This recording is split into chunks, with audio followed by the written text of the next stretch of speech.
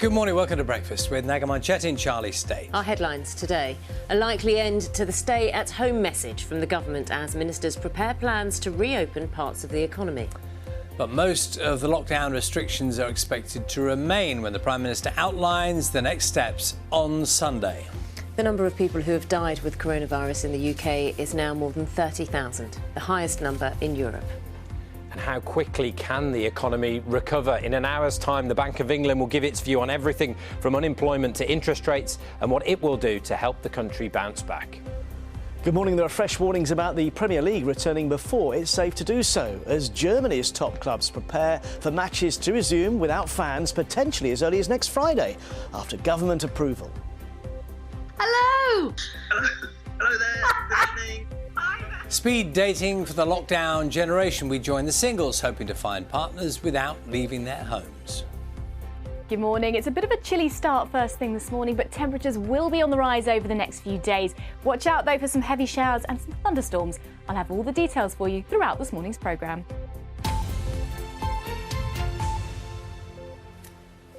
Good morning. It's Thursday the 7th of May. Our top story is the UK's coronavirus lockdown will be reviewed by the government, with signs that some restrictions could be eased from Monday. The government's stay-at-home message is expected to be dropped in order to kickstart some sections of the economy, but most of the current lockdown measures are due to remain in place. The UK has now become the first country in Europe to record more than 30,000 deaths linked to coronavirus. John Donnison has more.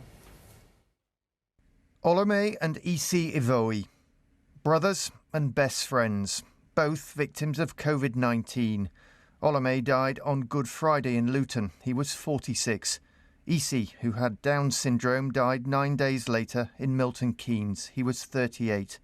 Their family, who couldn't be by their sides when they died, are urging people to stick to the lockdown. Social distancing, making sure you stay at home, don't go out if you don't need to, and if you do go out, just follow the guidelines, listening to all the medical professionals, because they are the ones that can really guide us through this, and being pretty sensible, because this does kill people.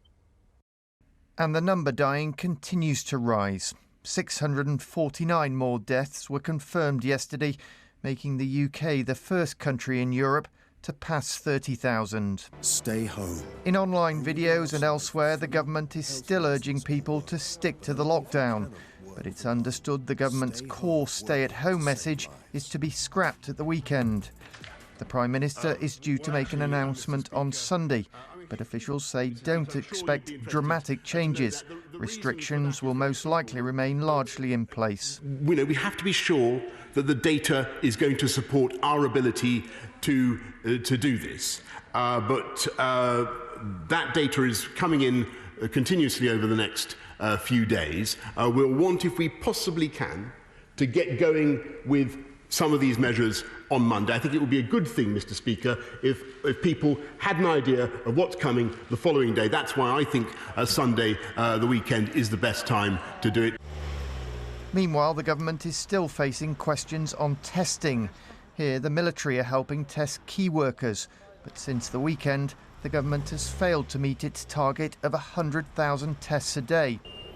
And there are still concerns about protective equipment for the NHS. In April, an RAF cargo plane was dispatched to fly in PPE supplies from Turkey. But the government has now confirmed that 400,000 surgical gowns that were delivered have been unusable because they didn't meet the required safety standards. It will add to claims that the health service has not received the support it needs. Tonight, though, as on every Thursday for the past 6 weeks, people will yet again take to the streets to clap for their carers. John Donnison, BBC News. Let's speak to our political correspondent Ian Watson, who's in Westminster for us this morning. Morning to you, Ian. So talk us through this change in messaging expected on Sunday. Well, that's right. At the moment, I think everyone's got it very clearly into their heads what the message is. Stay at home. It has been very much emphasised, but the government's worried that perhaps some people are staying at home who could otherwise go to work. Some shops, some businesses that weren't required to close have done so. So there will be a change in messaging. Already there's been a hashtag used interchangeably on the Downing Street website, which is stay safe sometimes rather than stay at home. So I think the emphasis from Monday will be on social distancing, keeping apart. There will be some easing of restrictions. That's likely to take place straight away, pretty soon after the Prime Minister makes his statement on Sunday.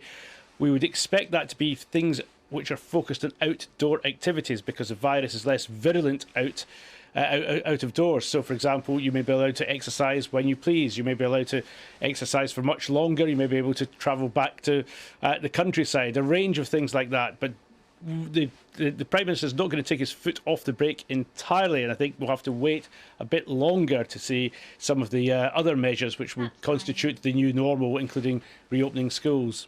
Let's talk a little about testing, because the Prime Minister set a new ambition of 200,000 tests a day. But we know that for 4 days running, the existing testing target of 100,000 has not been met. That's right. It reached 100,000, of course, on the deadline of April the 30th, and not since. It's been beneath that level since then, Charlie. But what the government would say is that's perhaps a good thing, because fewer key workers who are allowed to be tested may be contracting the virus, partly because of the lockdown. And if the app, which is now being trialled on Isle of Wight, is successful, then perhaps, obviously, you could then extend testing to the wider public in due course. But he's got an ambition for 200,000. That could also include immunity tests if they're proven to work. Ian, thank you. The first patients in the UK have received plasma donations from people who have recovered from coronavirus. It's hoped the donated plasma, which is found in blood, will contain antibodies that can treat other COVID patients and increase their chances of survival. The NHS hopes to roll the treatment out more widely if it proves to be successful. People on the Isle of Wight are being encouraged to start using a new smartphone app today as part of a government trial to track coronavirus. The app is already being used by the NHS and council workers on the island and uses Bluetooth technology to link users' phones. If the trial is successful, it could be available nationwide within weeks. Now, some of England's urgent dental centres set up to offer emergency treatment during lockdown still don't have the right protective equipment to allow them to see patients. That admission has come from the Health Minister, Joe Churchill, as patients say they're still struggling to get treatment and some have resorted to taking their own teeth out. Dan Johnson has this report. I was in so much pain. I would have gone through birth rather than that pain. It was horrendous. By the third week, it was going that I just couldn't cope with the pain anymore. It's literally immoral. Like, how can you do that? Patients are in pain and facing some very limited options. It would just be removing the front tooth. So it would be living until, I don't know, end of July, August without a tooth, which isn't great. I've been told more antibiotics or tooth out, and both those options aren't feasible for me because I don't want to lose my front tooth, you know, and it's like, I feel like we're just going back in time with dentistry. Protective equipment's vital, working up close with procedures that create airborne particles.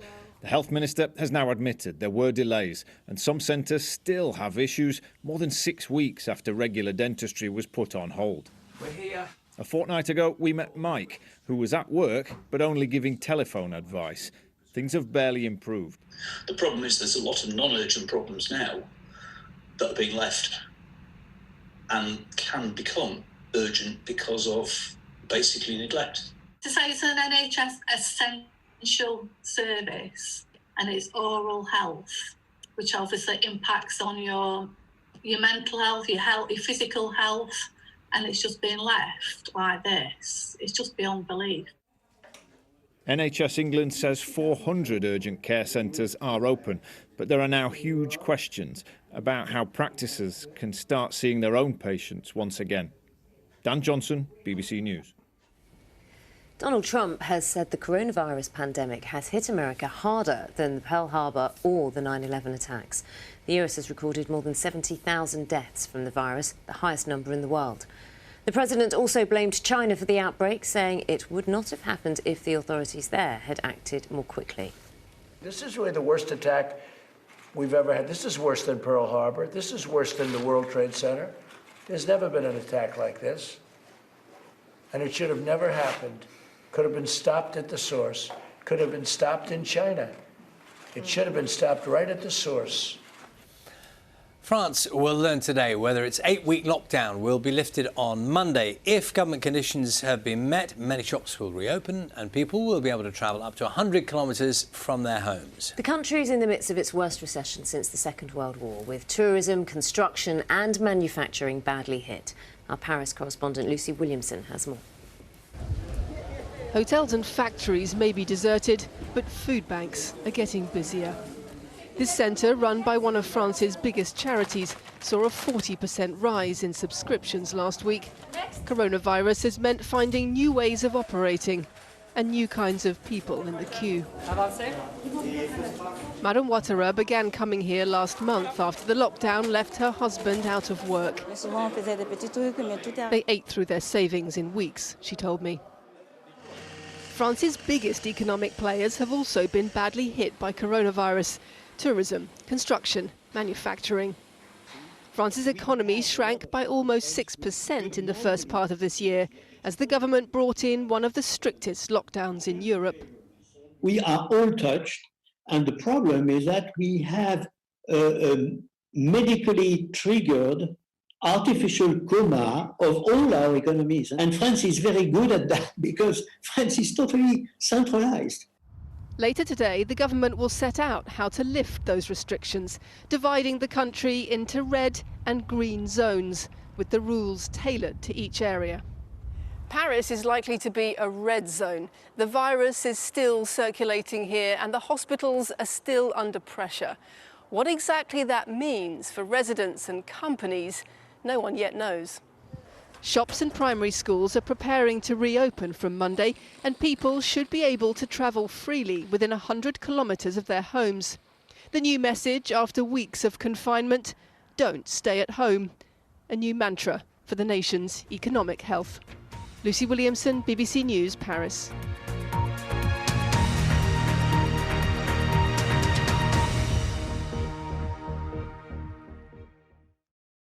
See the headlines as they happen and watch BBC News live in the app and get the full story with bbc.co.uk/news.